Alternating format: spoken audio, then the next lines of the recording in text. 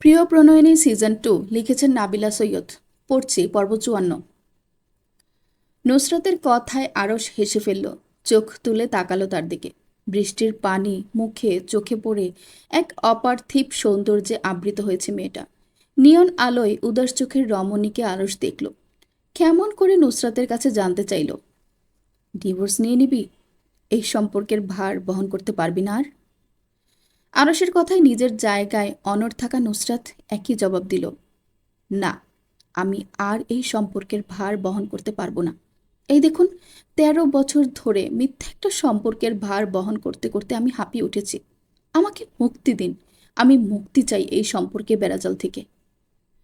আরশ শব্দের সহিত হাসল, হাত দুদিকে ছড়িয়ে অদ্ভুতভাবে বলে উঠল, যাহ, মুক্তি দিয়ে দিলাম তোকে, আর এই সম্পর্ক বয়ে বেড়াতে হবে না। নুসরাত শক্ত হয়ে দাঁড়িয়ে রইল, ভেজা হাতের তালু দিয়ে মুখ মুছে নিল। আবারও ভেজে উঠল তা, ঠোঁট টিপে নিজেকে সামলালো, বলল, আর কোনোদিন আমার সামনে অধিকার নিয়ে দাঁড়াবেন না। কোনো অধিকার নিয়ে দাঁড়াবো না, মুক্ত করে দিলাম তোকে। নুসরাত ঠোঁট বাঁকিয়ে তাচ্ছিল্য করে হাসল। আরশকে জিজ্ঞেস করল, করুণা করছেন নাকি আমার উপর? আমার এত সাহস, নুসরাত নাসিকে করুণা করব? আমি তো নিজেই তার কাছে করুণার পাত্র। নুসরাত ঢোক গিলে বাঁ পাশে তাকালো, ঠোঁট টিপে চোখের পাতা ঝাপটালো। আরশ তার বাহু ধরে কাছে টানলো একটু, হা করে হাঁপড়ের মতো শ্বাস ফেলে আবদার করলো, শেষবারের মতো একটা আবদার করব, রাখবি? নুসরাত তাকিয়ে রইল আরশের দিকে। চোখের পানিতে গাল ভেসে যাচ্ছে তা ধারণা করা বড় মুশকিল। গলার কাছে দলা পাকাচ্ছে কিছু একটা।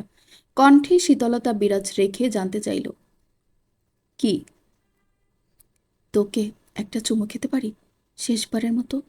না করবি না কিন্তু? না করলে না মানব না আজ।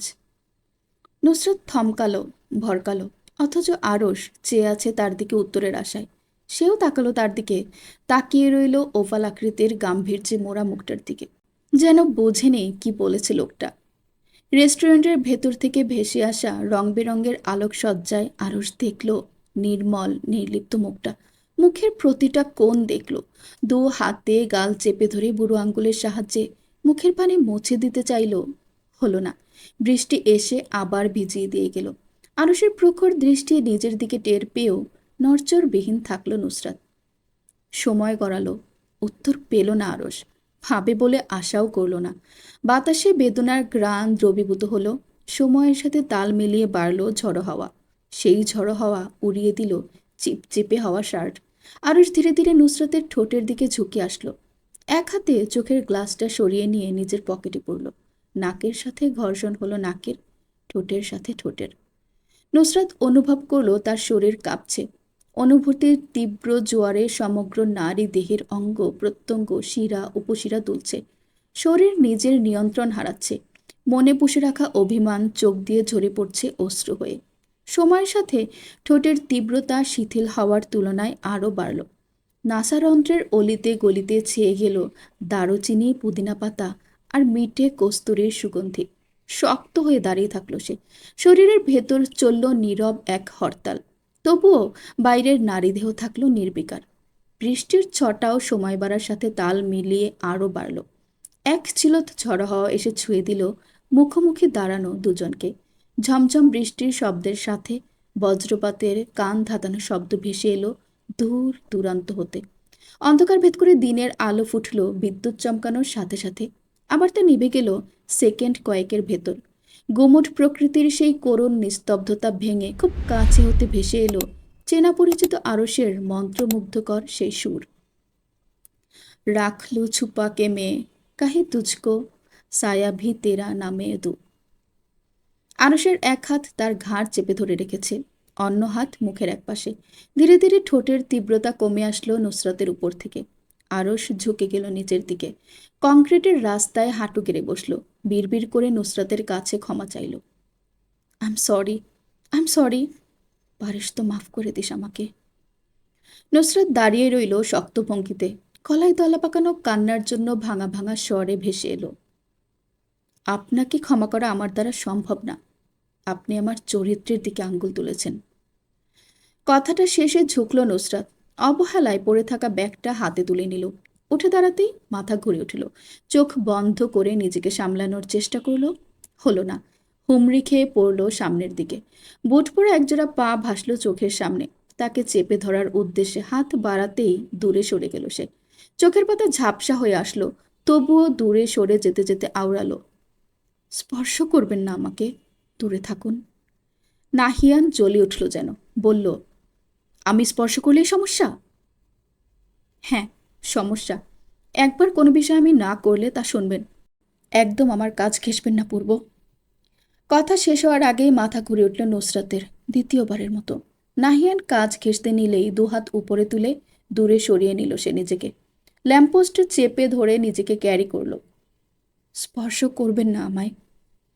নাহিয়ান দূরে সরে গেল। নুসরাতের অবস্থা খারাপ হতে দেখে বলল, আমি আপনাকে পৌঁছে দিই বাড়িতে।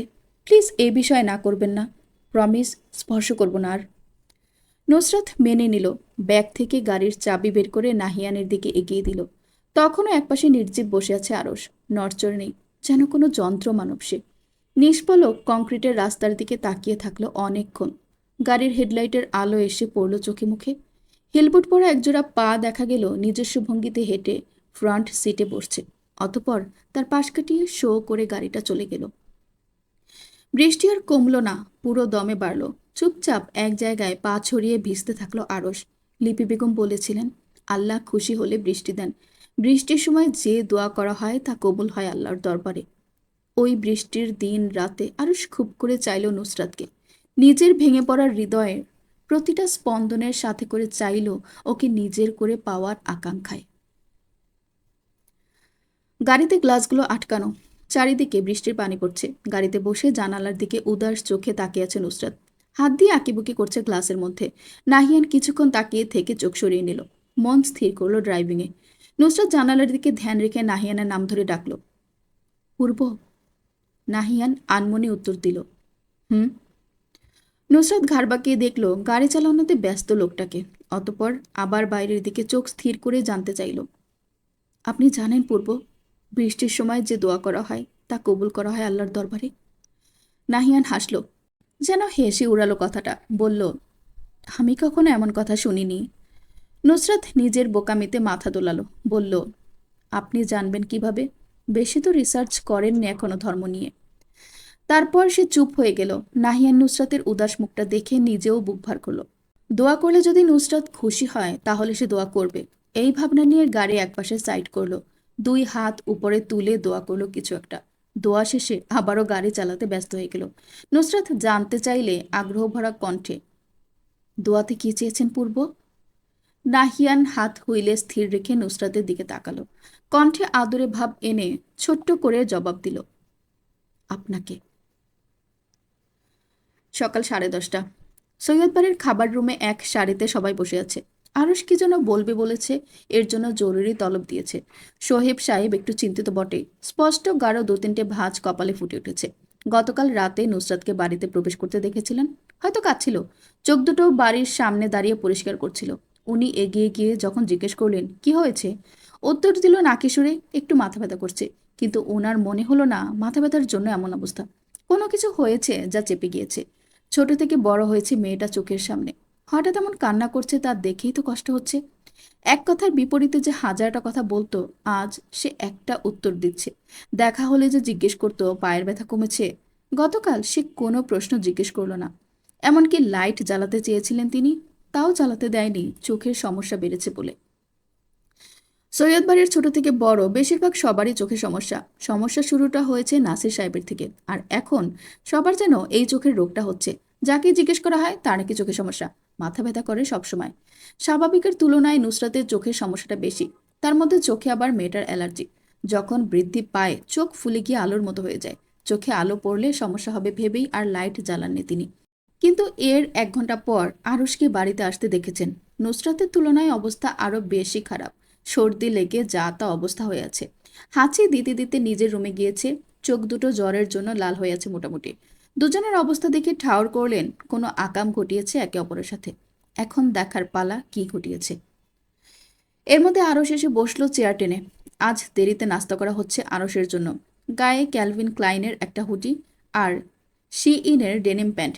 নিজের প্লেট টেনে নিল সামনে। কয়েকদিন যাবৎ ডায়েটে থাকার জন্য লিপি বেগম তার জন্য ফ্রুটস সালাদ করেছেন। ফর্ক দিয়ে কাটা আপেলের টুকরো মুখে দিতে দিতে বলে উঠল, নুসরাত আমাকে ডিভোর্স দিতে যাচ্ছে, তালাক যাচ্ছে আমার কাছে। শহীদ সাহেবের খাওয়ারত হাত থামল। হেলাল সাহেব নিজেও থামলেন কয়েক সেকেন্ডের জন্য। বিষয় নিয়ে জিজ্ঞেস করলেন, কি বললে, আবার বলো। আরশ আগের মতোই নির্লিপ্ত, মাথা ঝোঁকানো প্লেটের দিকে, ঠোঁট টিপে আগের মতো করেই বলল, ডিভোর্স যাচ্ছে। হাত গোটালেন খাবার খাওয়া থামিয়ে। কণ্ঠে তখনও অবাকতা রয়েছে। তুমি তালাক দিতে রাজি হয়েছ? আরশ মুখে আরেক টুকরো নাশপাতি ঢোকালো, বলল, জি। হেলাল সাহেব যেন কথা শোনেননি। অত্যাশ্চর্য কণ্ঠস্বর উনার। সত্যি? আরশ বাবার দিকে সরাসরি তাকিয়ে আগের মতোই নির্বিকার স্বরে বলল, আমি মিথ্যা কথা বলি না বাবা, আর তালাকের মতো সেন্সিটিভ বিষয় নিয়ে মিথ্যা বলবো আপনার মনে হয়? রোহিণী বেগম, ঝর্ণা বেগম, লিপি বেগম নীরব ভূমিকা পালন করছেন। সোহেব সাহেব তাকালেন আরশের দিকে, জিজ্ঞেস করলেন, তাহলে তুমি তালাক দিচ্ছ নুসরাতকে? আরশ হেসে উড়িয়ে দিল কথাটা, বলল, পাগল নাকি, কোন দুঃখে দিব? হেলাল সাহেব খ্যাক করে উঠলেন, তাহলে এই যে বললে তালাক দিবে বলে রাজি হয়ে এসেছ? বাচ্চা মানুষকে বোঝ দিয়ে এসেছি। লিখিত তালাক দিবে কিভাবে, রেজিস্ট্রি পেপার আছে নাকি? আরশ কথা শেষে একটু হাসল, বিগলিত কণ্ঠে বলে উঠল, সৈয়দ আজমল আলী আর যাই করুক জীবনে, আমাদের রেজিস্ট্রি পেপার না করে দারুণ একটা কাজ করেছেন। আরশের হাস্যরত মুখ দেখলেন চেয়ারে বসে সবাই। ইসরাত ঠোঁট টিপল, বলল, আগেই দুঃখিত, বড়দের ভেতর কথা বলছি ভাইয়া। আরশের দৃষ্টি আকর্ষণ করল ডেকে।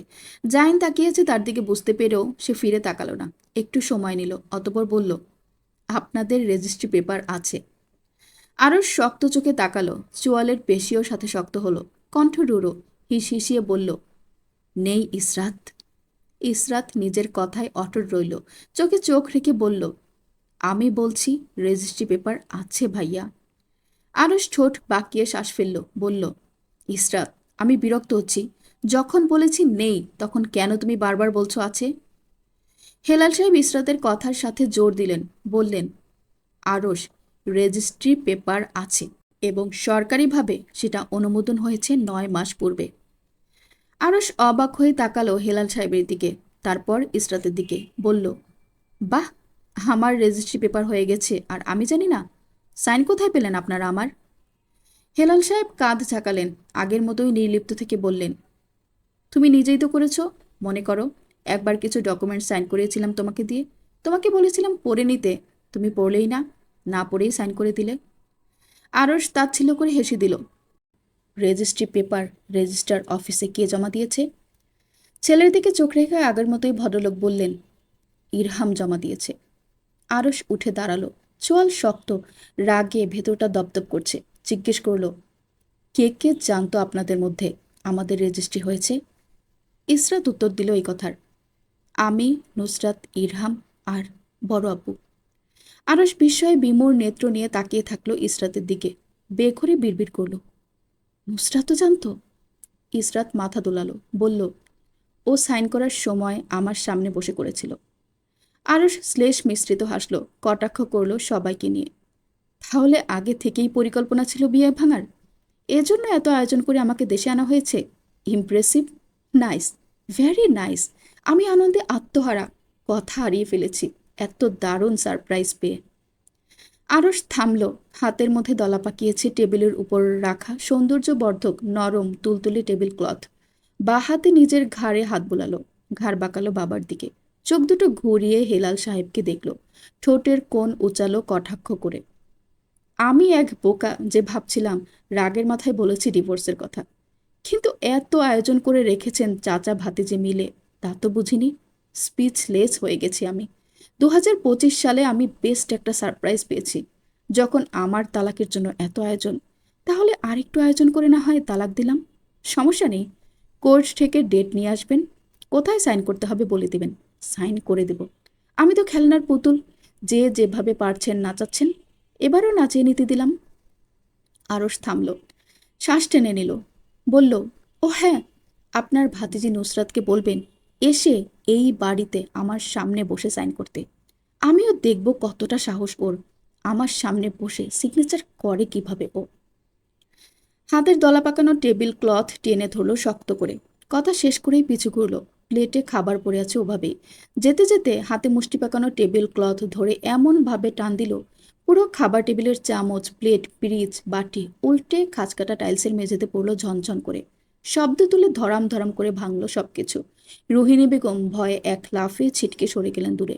শোয়েব সাহেবের উপর গরম গরম গোস্তের তরকারি এসে পড়েছে। ছিটকে গিয়ে মশলা লাগলো ঝর্ণা বেগমের গায়ে। আরশ যেতে যেতে এমন কাণ্ড ঘটাবে কেউই টের পায়নি। তাদের মধ্যে বেঁচে গিয়েছে জাইন আর ইসরাত। স্বামী স্ত্রী বিপদ দেখেই দুজনেই আগে ভাগেই তল্পি তল্পা গুটিয়ে সরেছে। রাতের আলো নিভে গিয়ে দিনের আলো ফুটেছে অনেক পূর্বে। রাতের বেলা এসেই বিছানায় কাঁথা মুড়ি দিয়ে শুয়ে পড়েছিল নুসরাত।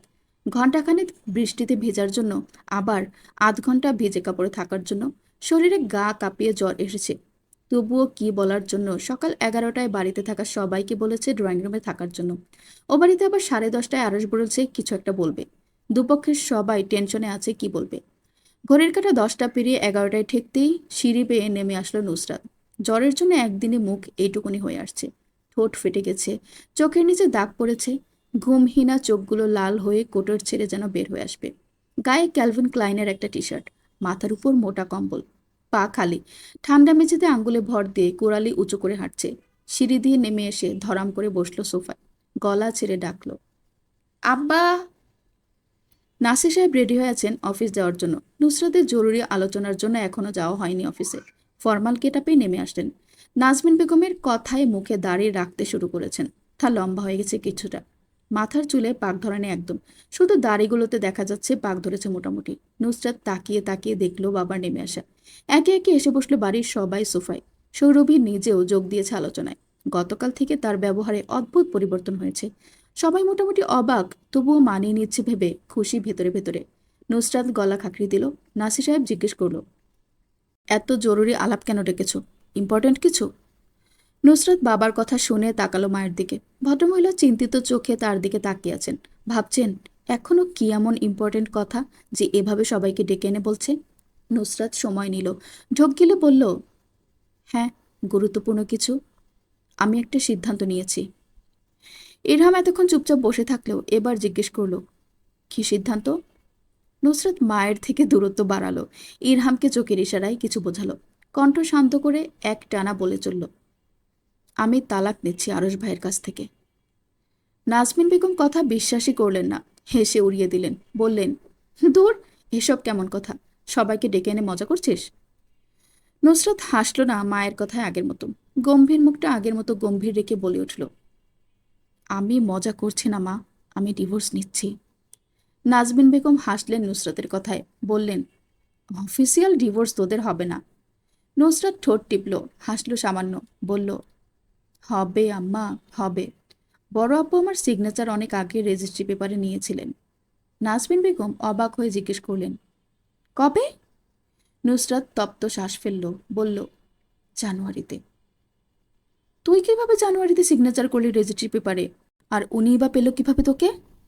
নুসরাত হাসল এবারও। বলল, ইরহামের হাতে করে পাঠিয়েছিল। নাজমিন বেগম ইরহামের দিকে তাকালেন, সত্যি বলছে নাকি মিথ্যা জানার জন্য। ইরহামের মাথা দুলিয়ে কথার সত্যতা জানালো। অতপর আবার মেয়ের দিকে তাকিয়ে ভীষণ আশা নিয়ে জিজ্ঞেস করলেন, আর আরশের সিগনেচার? যেন আরশের সিগনেচার না থাকলেই বাঁচেন। কিন্তু ওনার সেই খুশিতে এক বালতি জল ঢেলে নুসরাত উত্তর দিল প্রশ্নের, আগে থেকেই সাইন করা ছিল। নাসির সাহেব এখনো চুপচাপ তাকিয়ে আছেন মেয়ের দিকে। একটা বাক্য ব্যয় করেননি তখন থেকে। বিষয়টা যেন তিনি বুঝতে পারেননি ঠিক। বিড়বিড় করলেন, তুমি ডিভোর্স নিবে? এত বড় সিদ্ধান্ত নিয়ে নিলে আর আমাদের সাথে একটাও আলোচনা করলে না? নুসরাত বাবার দিকে তাকালো। বলল, এখানে আলোচনা করার মতো কিচ্ছু নেই আব্বা। নাসির সাহেব চোখ তুলে তাকালেন এমনভাবে, তাকাতেই নুসরাতের সমগ্র হৃদয় কেঁপে উঠল। নিজেই নিজেকে প্রশ্ন করল, সে কি কোনোভাবে কষ্ট দিয়ে ফেলেছে লোকটাকে?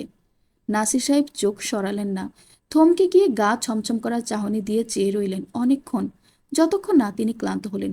অতঃপর চোখ ফিরিয়ে নিয়ে উঠে দাঁড়ালেন। বললেন, যা ইচ্ছে করো। তখন বাবার কথা রাখতে গিয়ে মেয়ের বিয়ে দিয়েছিলাম, আর এখনো পস্তাচ্ছি। যা করবে বুঝে শুনে করবে নুসরাত। আমি তোমাকে ভেঙে যেতে দেখতে পারবো না। আমি তোমার সাথে আছি। মনে রাখবে, বাবা সবসময় তোমার সকল সিদ্ধান্তের পাশে আছে। তোমার হাত আমি কখনো ছাড়বো না। নুসরাত ঠোঁট টিপল, চোখ তুলে তাকালো বাবার দিকে। চোখাচোখি হলো, দুজনেই তাকিয়ে রইল দুজনের দিকে। নাজমিন বেগম চেঁচালেন, তোর কাছে বিয়ে ছেলেখেলা মনে হয়? বললি আর ছেড়ে দিলি। আমাদের কারোর মতামত নিবি না তুই? আর আরস মানল কিভাবে? ও কিভাবে তোর বাচ্চা মতো সায় দেয়? নুসরাত মায়ের দিকে তাকিয়ে হাসলো, এগিয়ে গিয়ে হাঁটু কেড়ে বসলো।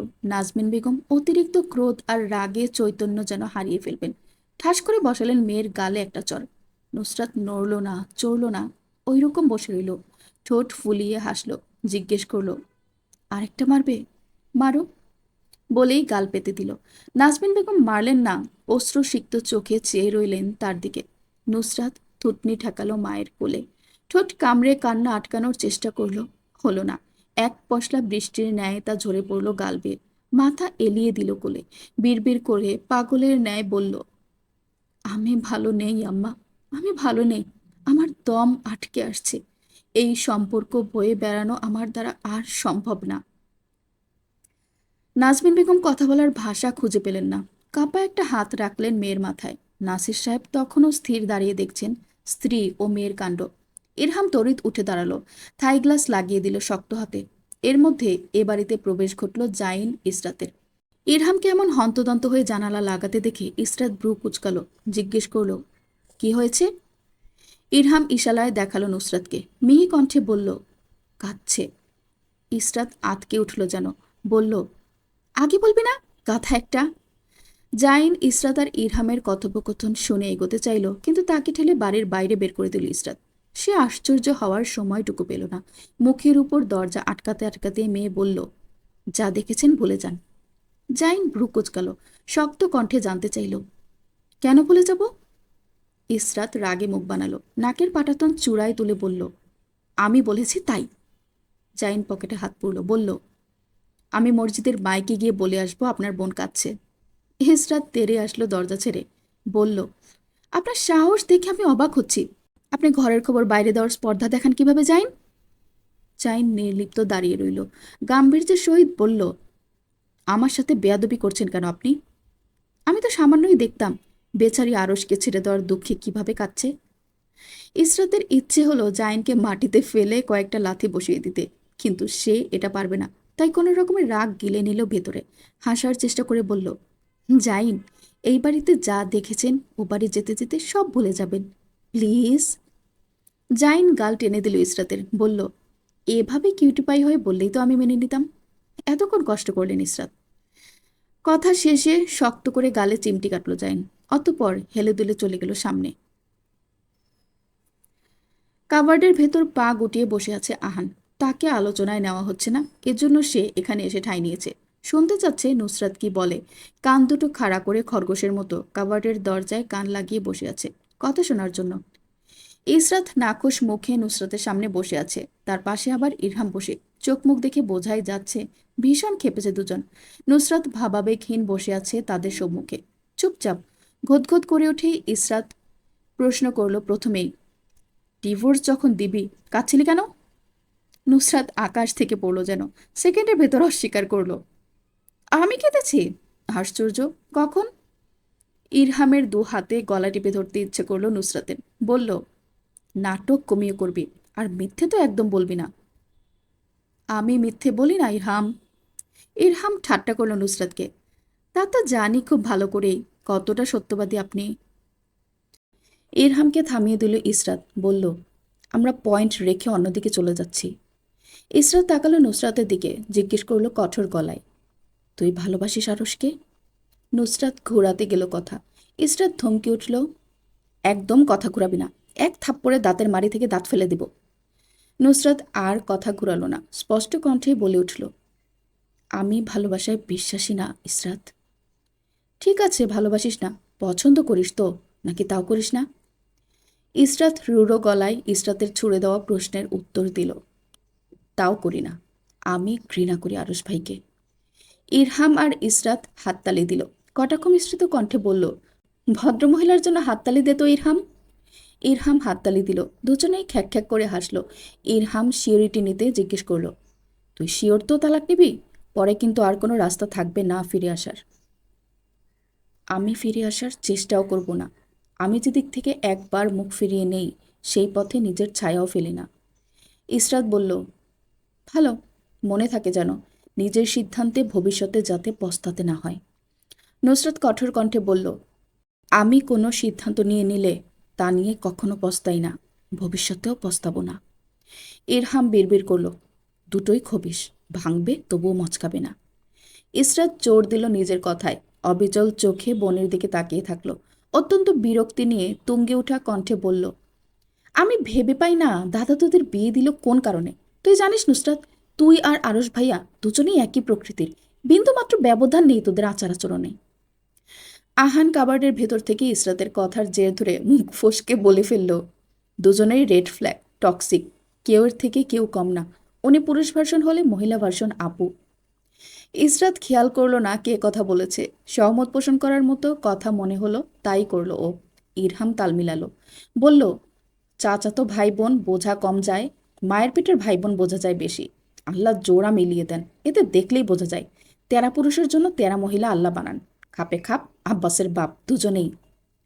আহান উত্তেজনায় কাবার্ডের ভেতর থেকে বেরিয়ে আসলো, ভুলে বসলো সে লুকিয়ে কথা শুনছিল। বলল, কুরআনের সূরা আন-নূরে লেখা আছে, আল খবিসাতু লিল খবিসা ওয়াল খবিসাতু লিল খবিসাত। দুশ্চরিত্র পুরুষের জন্য দুশ্চরিত্র নারী, সচ্চরিত্র নারীর জন্য সচ্চরিত্র পুরুষ। আহানের কথা শেষ হতে পারল না, বাজিয়ে একটা গালে থাপ্পড় পড়ল তার। থাপ্পড়টা নুসরাত মারিনি, মেরেছে ইসরাত। প্রথমবারের মতো ইসরাতের হাতে থাপ্পড় খেয়ে আপনা আপনি গালে হাত চলে গেল। কানে আসলো অত্যাধিক ক্রোধ মিশ্রিত বড় বোনের স্বর, তোকে নিষেধ করেছিলাম না আমাদের আলোচনায় না আসতে? তাহলে কাবার্ডের ভেতর লুকিয়েছিস কেন, বেয়াদ্দপ? আহান কথার উত্তর দিবে কি, থাপ্পড় খেয়ে ভুলে বসলো এখানে লুকিয়ে কি কি শুনেছে সে। নুসরাত তখনও নির্লিপ্ত তাকিয়ে তার দিকে। আহানের ভীষণ কান্না পেল, এক হাতে গাল চেপে ধরলো, ঠোঁট টিপে কান্না আটকানোর চেষ্টা করলো, হলো না। উল্টো ভ্যা করে কেঁদে ফেলল সে। চোখ দিয়ে অশ্রু পড়লো টপ টপ করে। মিনমিন করে বলল, ব্যথা লেগেছে। মানুষের হাত নাকি পশুর? শেষ হলো কথাটা।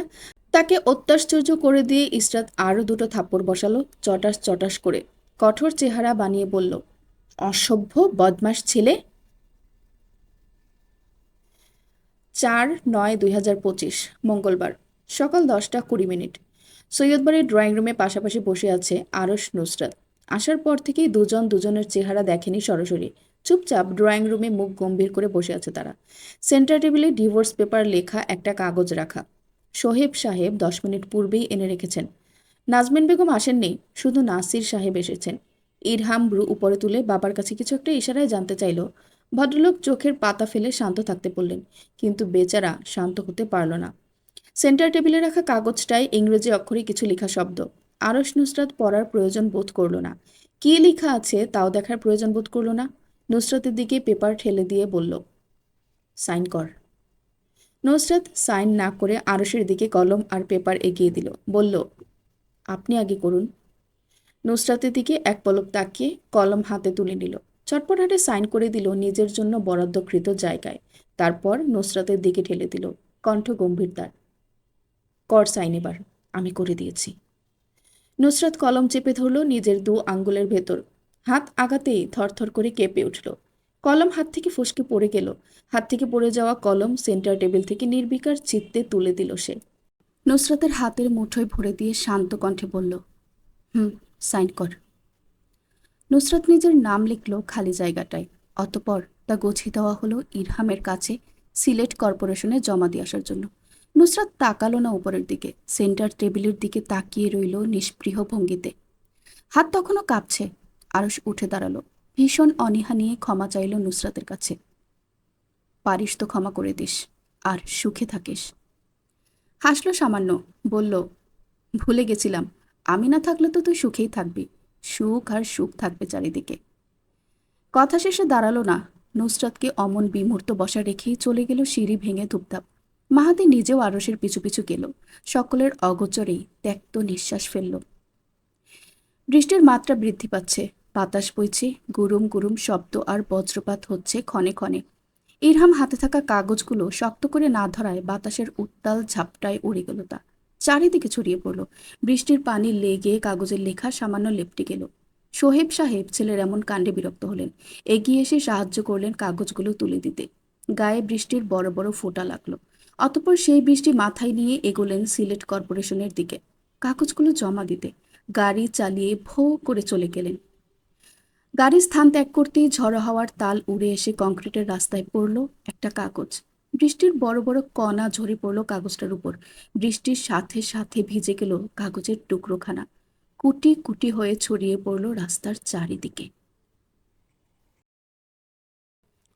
৯/৯/২০২৫ মঙ্গলবার।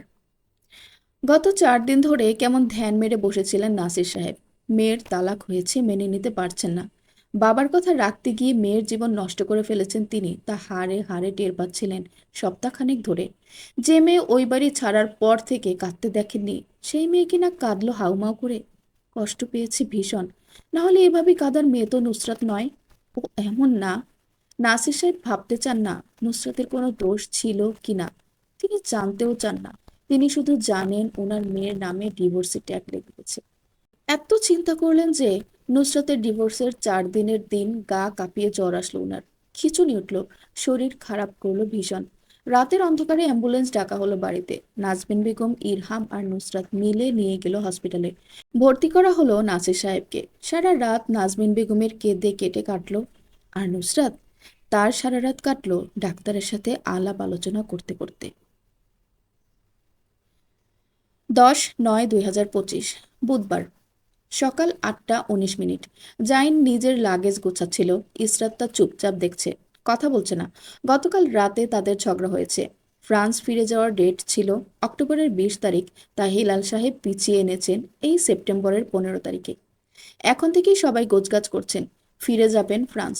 এখানে থাকলে আরশ স্বাভাবিক জীবনে ফিরতে পারবে না বলে ধারণা করছেন হিলাল সাহেব। আরশ রুমের ভেতর দরজা লাগিয়ে বসে আছে। পাগলের মতো ব্যবহার করছে সেদিন থেকেই। আকস্মিক এমন ঘটনা ঘটে যাবে বলে ভাবেনি। ভাবনার ঊর্ধ্বে ঘটায় মন মস্তিষ্ক মেনে নিতে পারেনি বলে কেমন চুপ মেরে আছে। ইসরাত বলেছিল দেশের কোনো সাইকোলজিস্ট দেখানোর জন্য। জাইন এ বিষয়ে ঘোর প্রতিবাদ জানিয়েছে। বাংলাদেশের মানুষের মতো এদেশের চিকিৎসকরাও আলতু ফালতু এসব বলেছে সে। বিদেশে গিয়েই ভাইকে উচ্চমানের সাইকিয়াট্রিস্ট দেখাবে। এ নিয়ে তর্ক বিতর্ক হয়েছে অনেক। ইসরাত প্রতিজ্ঞা করেছে নিজের কাছে জাইন যতক্ষণ ক্ষমা না চাইবে ততক্ষণ কথা বলবে না। সকাল 11টা নাগাদ সৈয়দ বাড়িতে এসে ইরহাম তাড়াহুড়ো করে খবর দিল নাসির সাহেব হার্ট অ্যাটাক করেছেন গতকাল রাতে। এখন হসপিটালে ভর্তি হয়েছেন। শরীর ভালো হওয়ার থেকে অবনতি হচ্ছে বেশি। খবরটা জানিয়ে হন্তদন্ত পায়ে ও বাড়ি থেকে বের হয়ে গেল সে। ইসরাতের কানে সেই খবর আসলো ঝড়ের গতিতে। নিজের কিছুক্ষণ পূর্বে মনে মনে প্রতিজ্ঞা করা ভেঙে দিয়ে নিজেই উদ্গ্রীব কণ্ঠে বলল, জাইন প্লিজ, কোনোভাবে দেশে থাকা যায় না? দেখুন বাড়ির কি অবস্থা। এই মুহূর্তে আপনাদের চলে যাওয়া কি ঠিক হবে? জাইনের কাপড় গুছিয়ে রাখা হাত থামল। চোখ তুলে তাকিয়ে নিজস্ব ভঙ্গিতে ভীষণ স্বার্থপরের ন্যায় উত্তর দিল, না, থাকা যায় না ইসরাত। আমার ভাইয়ের অবস্থা দেখেছো তুমি? ও নিজের মধ্যে নিজে নেই। এর মধ্যে তুমি বলছো আমাকে দেশে থাকার কথা? তোমার বিবেক কোথায়? বিবেক নেই? আর আমরা থাকলেই কি মেজো বাবা সুস্থ হয়ে যাবেন? সুস্থ হয়ে গেলে তো ভালো, আরও সপ্তাহখানেক আছি। আর যদি না হন, আমরা ফিরে যাব ইসরাত। কোনোভাবেই থাকতে পারবো না, থাকা সম্ভব না। ইসরাত স্বার্থপরের মতো কথা বলা লোকটার দিকে তাকালো বিস্ময় নিয়ে। বিয়ের ২০ দিন আজ তাদের। ২০ দিনের দিন টের পেল সে জাইন ভীষণ স্বার্থপর। অবিশ্বাস্য চোখে নেত্রপল্লব ঝাপটালো। যা শুনেছে তা ভুল প্রমাণ হয়ে যাক চাইল, হলো না। ঠোঁট টিপে নিজেকে সামলানোর চেষ্টা করলো। বিশ্বাস ভেঙে অবিশ্বাস চোখে খেলা করলো তার। পৃথিবীর এক একটা মানুষকে মনে হলো তার নিকট মিথ্যাবাদী। বিড়বিড় করলো আনমনেই, মিথ্যাবাদী? এত দিন করা এক একটা কথা তাহলে মিথ্যা ছিল আপনার? আপনি একটা স্বার্থপর জাইন। আমি কিভাবে ভুলে গেলাম একজন স্বার্থপর লোকের সন্তান স্বার্থপর কিভাবে হবে না? শ্বাস আটকে আসলো, বুক ধরফর করলো তার। বিশ্বাস হারানোর যন্ত্রণায় বুক ফাটলো করুণ থেকে করুণ ভাবে। আপনি জানেন কি জাইন, আপনার ভাই আরশ আপনার থেকে ১০০০ গুণ ভালো। মুখে যা তার, মনেও তা। কিন্তু আপনি বিষধর সাপ, মুখে একটা অন্তরে অন্যটা। আমি স্বার্থপর একটাকে বিয়ে করেছি, ২০ দিন সংসার করেছি তার সাথে। ছি, আল্লাহর লানত পড়ুক আমার উপর। তার কথা বলার মধ্যে জাইন এসে হাত ধরতে চাইল। ইসরাত ধরতে দিল না, সতর্কতা অবলম্বন করে দূরে সরে গেল। তারপরও জাইন চাইল তার হাত ধরতে, ইসরাত সায় দিল না তাতে। জোর জবরদস্তি করতে নিলেই ঠাস করে একটা চর বসালো জাইনের গালে। ক্রোধে অন্ধ হয়ে গেল সে, মুখ চোখ কেমন লাল হয়ে আসলো তার। কাঁদতে মন চাইল, কিন্তু এই মুহূর্তে মনকে কাদার জন্য সায় দিতে পারল না সে। জাইন বুঝতে পারেনি হাত ধরে বোঝানোর চেষ্টা করলে থাপ্পড় মেরে বসবে মেয়েটা তাকে। যতক্ষণে সম্বিত ফিরে পেল ততক্ষণে দেরি। ইসরাত হিস হিস করতে করতে নিজের লাগেজ গোছাচ্ছে। শব্দ করে লাগেজ আটকে নিয়ে দরজা ছেড়ে বেরিয়ে যেতে চাইল। জাইন হাত চেপে ধরল আবার তার, জেদ নিয়ে বলল, আমি তোমাকে যেতে দিব না। ইসরাত হাত ছাড়ানোর চেষ্টা করল না, চোখ মুখ লাল করে তাকালো ঘাড় ঘুরিয়ে। হিংস্র জন্তুর ন্যায় রাগে শ্বাস ফেলল ঘুতঘুত করে। হাত ছাড়ুন, নাহলে যতটা সম্মান দেখি আপনাকে আমি শুধু একটা থাপ্পড় মেরেছি, ততটা সম্মান কিন্তু আমি দেখাবো না এবার। এরপর আর কোনো কথা বলবো না। আমার হাত চলবে, পায়ের জুতো পায়ে থাকবে না, আমার হাতে থাকবে। আর আপনার গাল হবে আমার হিট করার জায়গা। জুতার বাড়ি না খেতে চাইলে ভদ্রভাবে হাত ছেড়ে দিন। এই কথা বলার পর বাড়ি থেকে বেরিয়ে যাওয়া থেকে ইসরাতকে আটকানোর চেষ্টা করলো না জাইন। হাতের শক্ততা ঢিলে হলো তার সেকেন্ডের ভেতরেই। ইসরাত দেখল না ফিরে জাইনের চেহারার বদলটুকু। শব্দ করে লাগেজ টেনে চলে গেল সিঁড়ির দিকে। জাইন নিজের খালি হাতের দিকে তাকিয়ে রইল নির্বিশেষ। তখনও কানে ভেসে আসছে জুতার গটগট আওয়াজ আর লাগেজ টেনে হিঁচড়ে নেওয়ার শব্দ। ইসরাত যেতে যেতে অবহেলা নিয়ে ছুঁড়ে ফেলেছে জাইনের দেওয়া বিয়ের রাতের বুরসর ব্যান্ডের নেকলেসটা। কানের কাছে এখনো বাজছে একটা কথা, আমার বাপ যে হসপিটালে আছে ওই হসপিটালে ভুল করেও পা রাখবেন না, নাহলে আমার জুতা আপনার গালে পড়বে নির্দ্বিধায়। আমাকে কেউ আটকাতে পারবে না, এমনকি আপনার নরম নরম কথাও না। সৈয়দ বাড়ি থেকে বের হয়ে নাসির মঞ্জিলে প্রবেশ করলো ইরহাম। সৌরভী দাঁড়িয়েই ছিল। ইরহাম গা থেকে শার্ট ছাড়িয়ে নিতে নিতে বলল, খাবার বারো, ফক্স গ্লোভ আর টিফিনে করে কিছু খাবার নিয়ে যাওয়ার জন্য বক্স করে দাও। সৌরভী টু শব্দ করল না, রোবটের ন্যায় খাবার বাড়তে চলে গেল কিচেনে। 5 মিনিটে গোসল সেরে বের হলো ইরহাম। ততক্ষণে খাবার বাড়া হয়েছে টেবিলে। ইরহাম হাতে খাবার নিয়ে প্রথম লোকমা তুলতেই কিছু একটা অদ্ভুত টের পেল। চোখ তুলে গম্ভীর মুখ করে দাঁড়িয়ে থাকা একবার সৌরভীকে দেখল। অতপর আরেক লোকমা খাবার মুখে ঢুকিয়ে নিয়ে জানতে চাইল, বিষ মিশিয়েছ খাবারে? সৌরভী এক দৃষ্টিতে তাকিয়ে থেকে উত্তর দিল, হ্যাঁ। ইরহাম খাবারের লোকমা মুখে তুলল নির্বিকার ভঙ্গিতে, বলল, তাহলে এতদিনে আমার শাস্তি নির্ধারণ করেছো তুমি? সৌরভী শীতল চোখে তাকিয়ে মাথা দোলালো। ইরহাম বলল, ওদের খাবারটা পাঠিয়ে দিও। আর যদি আমার উপর থেকে ক্ষোভ কমে যায় তাহলে হসপিটালে নিয়ে যেও। পুরো প্লেট খাবার খাওয়া শেষে পানি খেলো। হসপিটালে যাওয়ার তাড়া দেখা গেল না। চোখ বন্ধ করে বিছানায় শুয়ে পড়ল। সৌরভীর চেহারা রক্তশূন্য হয়ে আছে। হঠাৎ যে কেউ দেখলে বলবে রক্ত কেউ শুষে নিয়েছে তার। ইরহামকে নড়তে না দেখে ভেতরে মনুষ্যত্বের খাতিরে একটু উদ্বেগের সৃষ্টি হলো। অতঃপর তা আবার মিলিয়ে গেল। পাশের চেয়ার টেনে বসে জিজ্ঞেস করলো নরম কণ্ঠে, হসপিটালে যাবে না ইরহাম? ইরহাম উত্তর দিল, না থাক, ভালো লাগছে না। ইসরাত এসে যখন নাসির মঞ্জিলে প্রবেশ করলো তখন বাড়িটা খা খা করলো মানুষের অভাবে। হাতের লাগেজ টেনে ধীর পায়ে এগোলো ভেতরে। নিচে কাউকে খুঁজে না পেয়ে সৌরভীর রুমের দিকে গেল। ভেজে রাখা দরজা ঠেলে ভেতরে প্রবেশ করতেই দেখল ইরহামের মুখ দিয়ে ফেনা বের হচ্ছে। সৌরভী তার পাশেই মাথা এলিয়ে বসে আছে, তাকিয়ে তাকিয়ে দেখছে ইরহামের অবস্থা। ইসরাত আতকে উঠল, গগন বিদারী চিৎকার দিয়ে এগিয়ে গেল বিছানার দিকে। তারপর হাঁটু গেড়ে বসে ইরহামের গালে থাপ্পড় বসালো। ছেলেটা চোখ উল্টে তাকালো, ইসরাতকে কাছে দেখে হাসল। ভাঙা স্বরে বলল, এসেছ তুমি? ইসরাত কি করবে ভেবে পেল না। একবার সৌরভীকে দেখল, একবার ইরহামকে। সৌরভীকে দেখে মনে হলো মেয়েটা ঠিক নেই। চোখ দুটো গর্তের ভেতর ঢুকে গালের হাড় ফুলেছে। মুখ সাদা হতে হতে ফ্যাকাশে হয়ে গেছে। গা ছমছম করে উঠল ইসরাতের। সৌরভীকে ওই মুহূর্তে পৈশাচিক কোনো জন্তু মনে হলো তার নিকট। এর থেকে বেশি ভালো আর কোনো সংজ্ঞা ওই মুহূর্তে ইসরাতের কাছে ছিল না তাকে দেওয়ার জন্য। সৌরভীর চেহারার পানে তাকিয়ে বিড়বিড় করল, তুমি ঠিক নেই সৌরভী, তুমি ঠিক নেই। ও আল্লাহ, আমি এখন কি করব? মানুষ বলে বিপদ যখন আসে তখন চারিদিক থেকে ধেয়ে আসে। ইসরাতের আজ তা খুব ভালো করে উপলব্ধি করলো। কি করবে কি করবে না ভেবে পেল না কিছুই। মস্তিষ্ক শূন্য হয়ে গেল তার। ইচ্ছে হলো মরে যেতে, দেয়ালে মাথা ঠুকে মরে যেতে। শুনলেন নাবিলা সৈয়দের লেখা প্রিয় প্রণয়িনী গল্পের সিজন 2 থেকে পর্ব 54। গল্পটি পরবর্তী পর্বগুলো শুনতে চাইলে অবশ্যই চ্যানেলটিকে সাবস্ক্রাইব করে আমার সাথেই থাকুন। ধন্যবাদ।